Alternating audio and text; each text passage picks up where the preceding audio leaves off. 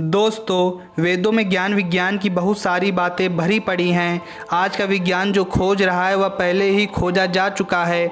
बस फ़र्क इतना है कि आज का विज्ञान जो खोज रहा है उसे वह अपना आविष्कार बता रहा है और उस पर किसी पश्चिमी देशों के वैज्ञानिकों का लेबल लगा हुआ है। हालांकि यह इतिहास सिद्ध है कि भारत का विज्ञान और धर्म अरब के रास्ते यूनान पहुंचा और यूनानियों ने इस ज्ञान के दम पर जो आविष्कार किए और सिद्धांत बनाए उससे आधुनिक विज्ञान को मदद मिली। तो दोस्तों, आज इस वीडियो में हम जानने वाले हैं भारत के उन 5 महान ऋषियों के बारे में और उनके आविष्कारों के बारे में जिसे पश्चिमी देशों के वैज्ञानिकों ने चुरा लिया है। और अगर अभी तक आपने चैनल को सब्सक्राइब नहीं किया तो चैनल को सब्सक्राइब कर लीजिए और अगर आपको वीडियो अच्छा लगता है तो वीडियो को लाइक कर दीजिए। पहले नंबर पर है परमाणु सिद्धांत के आविष्कारक। परमाणु बम के बारे में आप सभी जानते हैं, यह कितना खतरनाक है यह भी सभी जानते हैं।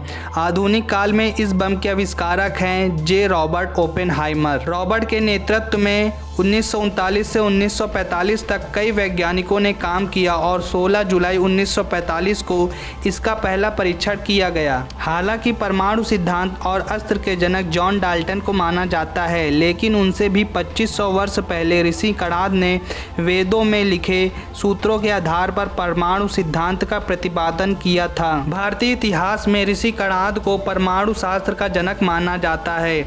आचार्य कणाद ने बताया कि द्रव्य के परमाणु होते हैं। विख्यात इतिहासज्ञ टी.एन. कोलबर्ग ने लिखा है कि अणुशास्त्र में आचार्य कणाद तथा अन्य भारतीय शास्त्रज्ञ यूरोपीय वैज्ञानिकों की तुलना में विश्वविख्यात थे। दूसरे नंबर पर है ऋषि भारद्वाज। राइट ब्रदर्स से 2500 वर्ष पूर्व वायुयान की खोज ऋषि भारद्वाज ने कर ली थी। हालांकि वायुयान बनाने के सिद्धांत पहले से ही मौजूद थे।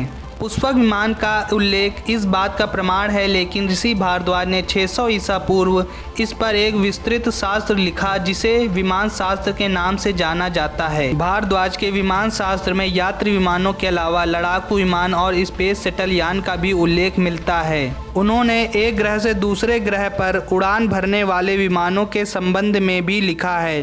साथ ही उन्होंने वायुयान को अदृश्य कर देने की तकनीक का उल्लेख भी किया है। तीसरे नंबर पर हैं बौधायन। बौधायन भारत के प्राचीन गणितज्ञ और शुल्ब सूत्र तथा स्रोत सूत्र के रचयिता हैं। पाइथागोरस के सिद्धांत से पूर्व ही बौधायन ने ज्यामिति के सूत्र रचे थे, लेकिन आज विश्व में यूनानी ज्यामिति शास्त्री पाइथागोरस और यूक्लिड के सिद्धांत ही पढ़ाए जाते हैं। दरअसल 2800 वर्ष पहले बौधायन ने रेखा गणित ज्यामिति के महत्वपूर्ण नियमों की खोज की थी। उस समय भारत में रेखा गणित ज्यामिति या त्रिकोणमिति को शुल्ब शास्त्र कहा जाता था। शुल्ब शास्त्र के आधार पर विविध आकार प्रकार की यज्ञ वेदियां बनाई जाती थीं। चौथे नंबर पर है भास्कराचार्य। प्राचीन भारत के सुप्रसिद्ध गणितज्ञ एवं खगोल शास्त्री थे। भास्कराचार्य द्वारा लिखे गए ग्रंथों का अनुवाद अनेक विदेशी भाषाओं में किया जा चुका है। भास्कराचार्य द्वारा लिखित ग्रंथों ने अनेक विदेशी विद्वानों को भी शोध का रास्ता दिखाया है। न्यूटन से 500 वर्ष पूर्व भास्कराचार्य ने गुरुत्वाकर्षण के नियम को जान लिया था और उन्होंने अपने दूसरे ग्रंथ सिद्धांत शिरोमणि में इसका उल्लेख भी किया है। गुरुत्वाकर्षण के नियम के संबंध में उन्होंने लिखा है, पृथ्वी अपने आकाश का पदार्थ स्वशक्ति से अपनी ओर खींच लेती है।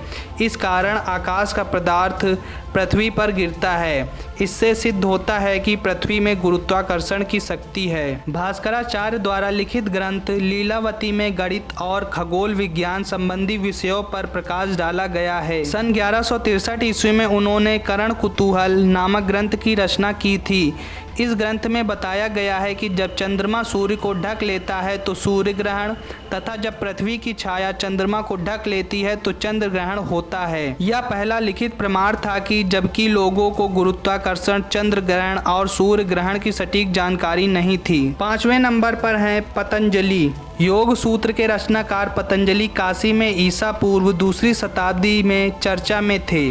पतंजलि के लिखे हुए 3 प्रमुख ग्रंथ मिलते हैं, योग सूत्र, पाणिनि के अष्टाध्यायी पर भाष्य और आयुर्वेद पर ग्रंथ। पतंजलि को भारत का मनोविज्ञान और चिकित्सक कहा जाता है। पतंजलि ने योग शास्त्र को पहली दफे व्यवस्था दी और उसे चिकित्सा और मनोविज्ञान से जोड़ा। आज दुनिया भर में योग से लोग लाभ पा रहे हैं। पतंजलि एक महान चिकित्सक थे। पतंजलि रसायन विद्या के विशिष्ट आचार्य थे। अभ्रक, विन्दास, धातु योग और लौ शास्त्र इनकी देन है। पतंजलि संभवतः पुष्यमित्र शुंग के शासन काल में थे। राजा भोज ने इन्हें तन के साथ मन का भी चिकित्सक कहा था। दोस्तों, आज का वीडियो यही समाप्त हो रहा है। तो आपसे हाथ जोड़कर निवेदन है कि अगर आपको वीडियो अच्छा लगा हो तो चैनल को सब्सक्राइब कर दें और वीडियो को लाइक कर दें। अगर आपको किसी स्पेशल टॉपिक पर कोई वीडियो चाहिए तो आप मुझे कमेंट कर बता सकते हैं।